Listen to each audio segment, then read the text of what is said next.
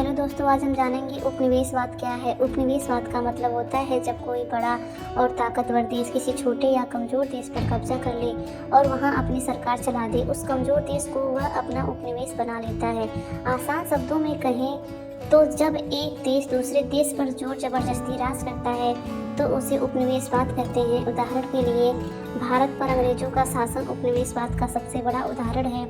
अंग्रेज भारत से बहुत दूर रहते थे, फिर भी उन्होंने भारत पर शासन किया। उन्होंने यहाँ की सरकार, सेना, कानून और व्यापार सब कुछ अपने नियंत्रण में कर लिया। उपनिवेशवाद के समय शक्तिशाली देश यह कहते थे कि वे कमजोर देशों को सभ्य बना रहे हैं, शिक्षा दे रहे हैं या विकास कर रहे हैं, लेकिन असल में वे अपना लाभ देख रहे थे। वे भारत से कच्चा माल जैसे कपास, मसाले, चाय और अनाज सस्ते में ले जाते थे और अपने देश में बने सामान को भारत में महंगे दामों पर बेचते थे। इसलिए भारत के कारीगर, किसान और व्यापारी बहुत गरीब हो गए। उपनिवेशवाद का असर केवल आर्थिक नहीं था बल्कि सामाजिक और सांस्कृतिक भी था। अंग्रेजों ने भारतीय भाषा, शिक्षा और परंपराओं को कमतर समझा।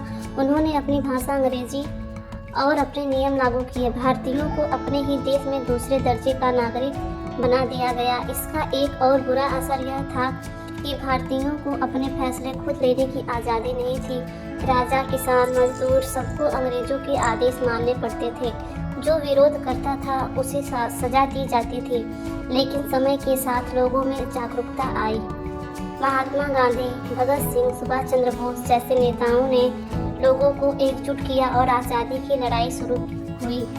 लंबे समय के बाद भारत को 1947 में आज़ादी मिली और उपनिवेशवाद का अंत हुआ।